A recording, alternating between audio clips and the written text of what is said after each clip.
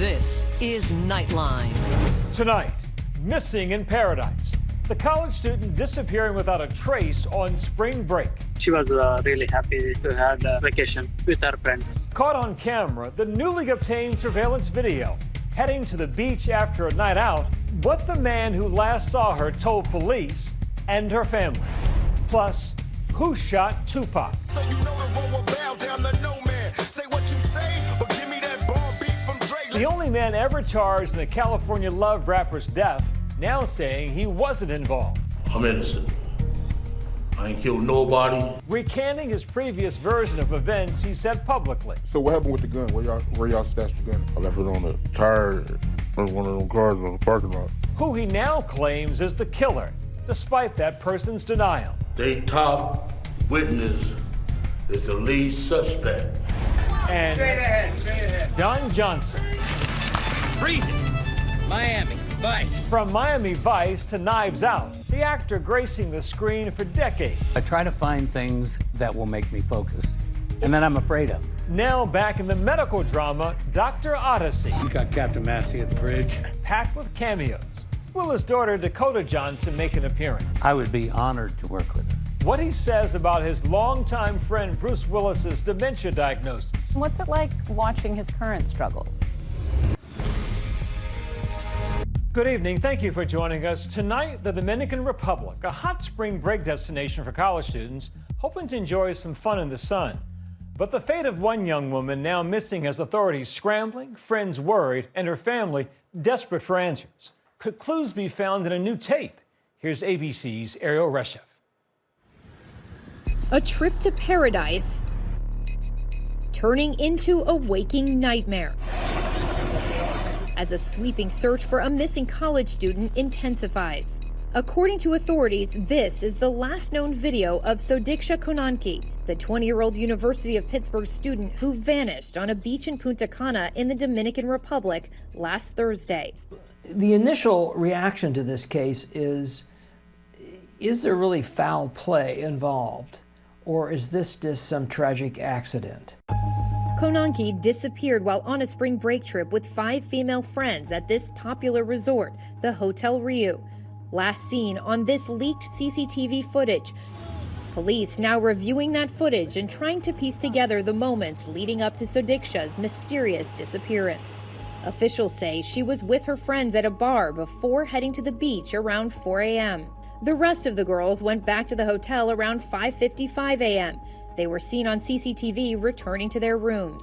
But Konanki stayed behind with a man who is not considered a suspect. The man telling police they went into the water and got caught in a wave. The key I would be looking for if this were my case is I need to understand the male person that was with her that night, why he was there, where she met him, what conversations did they have, what was his intentions on the beach that night, and why did they go in the water, and why didn't he go back and look for her if she didn't get out of the water? Konanki's clothes were found on a beach bed, and officials say there was no sign of violence. What do you believe happened to this college student? Nosotros tenemos que esperar, estamos esperando los resultados de las investigaciones. Se están haciendo levantamientos de las cámaras de videovigilancia, entrevistas a las personas que la acompañaban, entrevistas a testigos, a empleados del hotel. Esperamos concluir esa parte. Police believe the two were intoxicated. The man telling police he fell asleep on a lounge chair after throwing up. Later seen on security cameras returning to the resort before 9 a.m. A family friend of the Konankis telling us that the young man has been cooperating. That's when we walked to the beach along with the boy, and the boy helped us, and he was demoing us kind of like what really happened and where he was. With spring break in full swing, tens of thousands of students seeking the sun flocking to hotspots like Punta Cana. Sodiksha is a junior at the University of Pittsburgh. Family friends telling ABC News she hoped to go on to medical school. Sodiksha's father, Sabaraidu Konanki, telling us he spoke to his daughter just hours before she went missing. Everything was going okay. And she was really happy to have a vacation.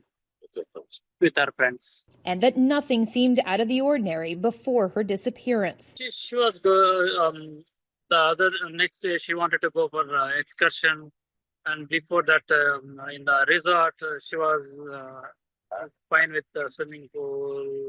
Rio Hotels telling ABC News in a statement in part, from the moment her absence was reported, we have been working closely with the local authorities, including the police and the Navy, to conduct a thorough search. The safety and well-being of our guests are our highest priority, and we are fully committed to doing everything in our power to assist in this situation. The friends who took the trip with her staying behind, hoping Sodiksha is found safe. The beautiful beaches, now a major search area. Our thanks to Ariel. We will, of course, continue to follow the story as it develops. We turn now to the murder of Tupac Shakur. His deep influences live on. But who killed the rap legend has been an enduring mystery. The man who police have said was the shot caller in the crime, now recanting his earlier confession and naming names. Here's Nightline's Ashan Singh. I'm innocent. I ain't killed nobody, never did, ever kill nobody. The man now charged with the murder of rapper Tupac Shakur, Dwayne Keefe D. Davis, speaking out in a jailhouse interview, professing his innocence. They don't have no evidence against me. Came and put me in Las Vegas. I'm not, nowhere to be found. This all comes nearly 3 decades after the stunning shooting of Tupac near the Vegas Strip in 1996. The bona fide rapper was on the cusp of megastardom, changing the rap game with hits like California Love. And breaking through in films like Juice. Check yourself, Q. You gotta snatch some collars and let them know you there to take them out anytime you feel like it. For years, Tupac's unsolved murder was one of America's most notorious cold cases. Hey, Keith, Metro Police, come over here. Then in 2023, police arresting Keefe D near his home. According to investigators, Keefe D's quiet life on this unassuming Nevada street masked the criminal past of a hardened gangster. So what they got you for, man? Biggest case in Las Vegas history. Now 61, he's been behind bars awaiting trial for first-degree murder. He's pleaded not guilty. Are you pleading guilty or not guilty? Not guilty. I survived cancer, the streets, and the FBI. That's a big thing for a black man coming out of my community. The Compton, California native grew up with notorious figures in hip-hop, like Marion Suge Knight, the Death Row Records co-founder, who was with Tupac when he was shot. And then what'd you see? Blood. Do you see people with the guns? Listen carefully. Blood. Keefe says when they were boys, they played sports together. Suge's dad, the coach. His dad and them taught us to be men. He was our football coach. But in the 90s, Keefe and Suge found themselves on opposite sides of the raging battle between West Coast rappers and their adversaries from the East Coast. On one side, Suge's Death Row Records, which police say had connections to the Bloods. On the other side, Sean Combs' Bad Boy Records. His biggest star, the notorious B.I.G., with hits like Juicy. Hanging pictures on my wall. Every Saturday, rap attack Mr. Magic Molly Mall. Authorities say Bad Boy affiliated itself with Keefe D's Crips, sometimes hiring them as security. Dwayne Davis, by all accounts, was a well-established shot caller within the Southside Compton Crips. He had worked his way up through the gang, through narcotics trafficking and various other criminal activities. Vegas police actually interviewed Keefe D in 2009, 14 years before his arrest, obtaining what they're calling a confession. I seen a bullet fight going Suge head. I seen a boy jump up and down, trying to get in the back seat. The boy being Tupac.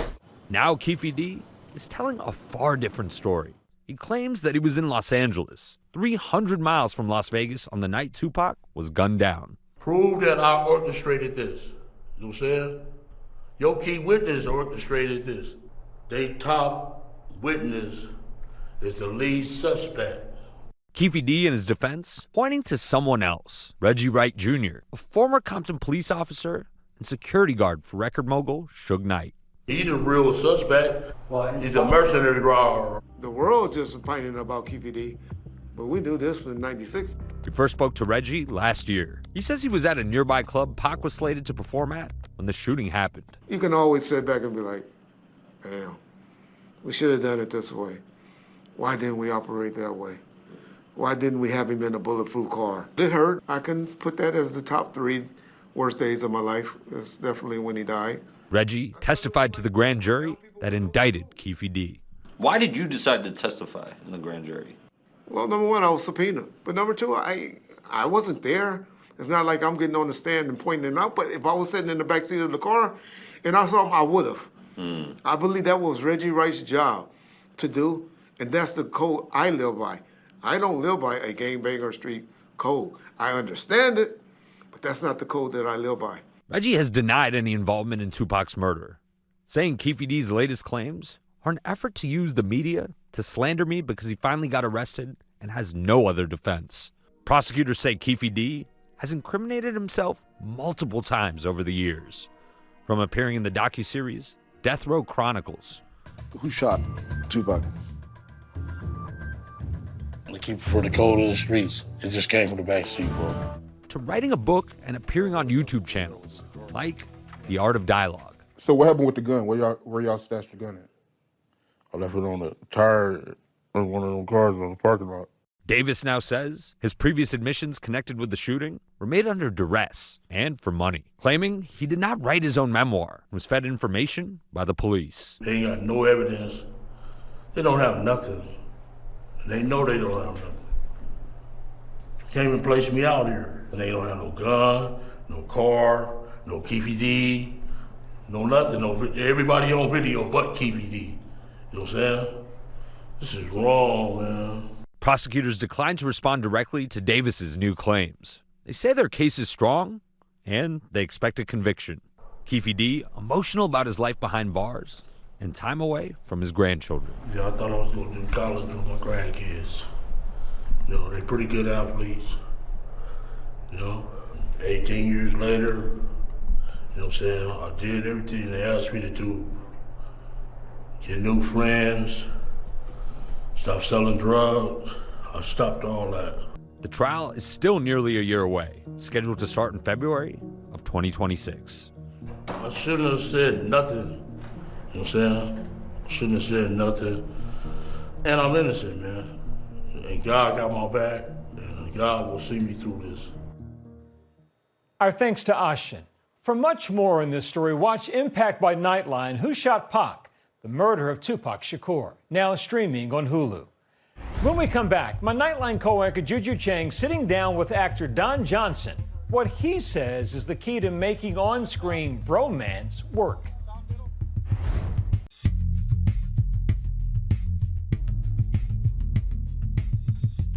Actor and producer Don Johnson's roles have taken us from the mean streets of Miami in the 80s to the Deep South in the dawn of the Civil War.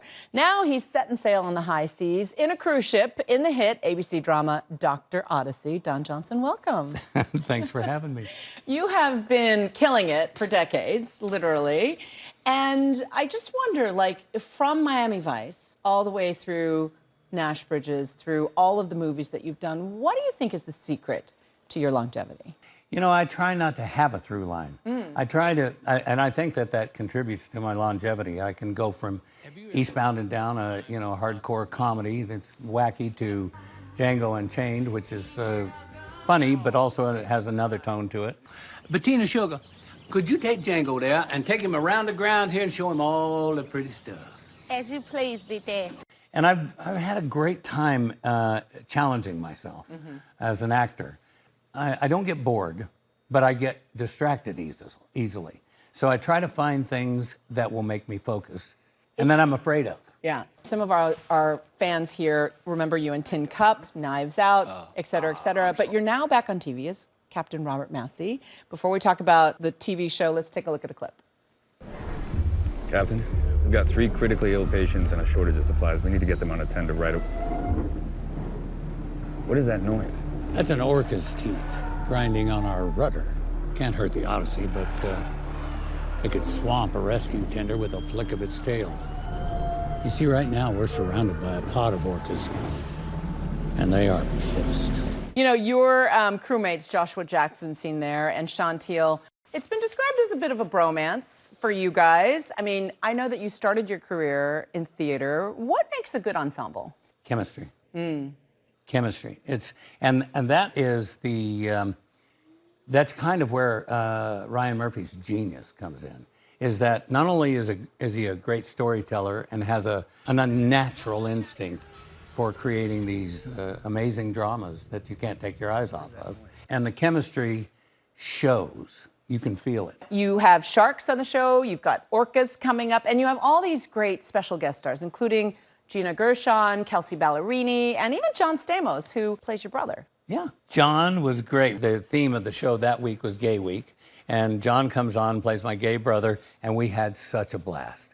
But it must be fun playing off these guest stars and having all these great collaborations. But speaking of collaborations, your daughter, Dakota Johnson, is such an accomplished actress in her own right. As a dad and as a fellow actor, what's it like to watch her career take off? And do you think you'd ever work with her? I would be honored to work with her. She's a great actress. She's a great actress. We talked about it. There may be an opportunity for her to make an appearance. I heard you talking about your good friend, Bruce Willis, and how you helped jumpstart his career.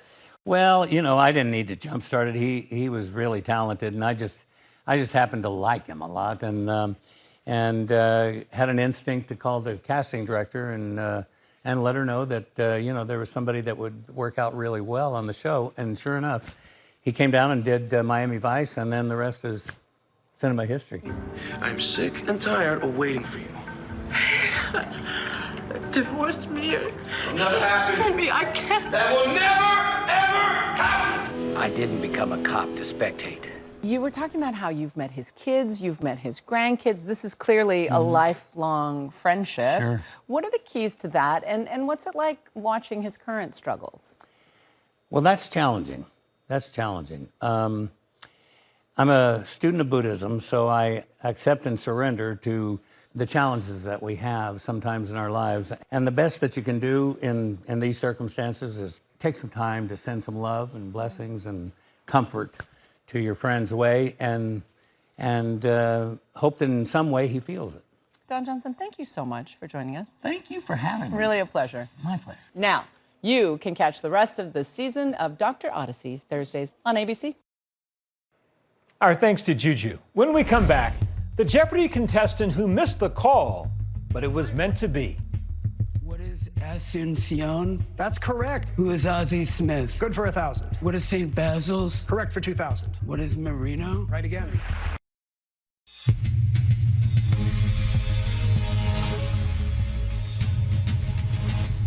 And finally tonight, the Jeopardy contestant who waited years for his moment. This is Jeopardy! Harvey Silkovitz winning right out of the gate. What is Asuncion? That's correct. Who is Ozzie Smith? Good for 1,000. What is a crown? That is the crown of the tooth, and you are off and running. He got the call 6 years ago to be on this show, but missed it. And months later was diagnosed with Parkinson's. Been a long time dream of mine to get here. And Harvey, you're a Jeopardy champion. And getting a bigger prize. I was hoping that just seeing someone with Parkinson's putting themselves on the line would inspire other people with Parkinson's or chronic diseases in general.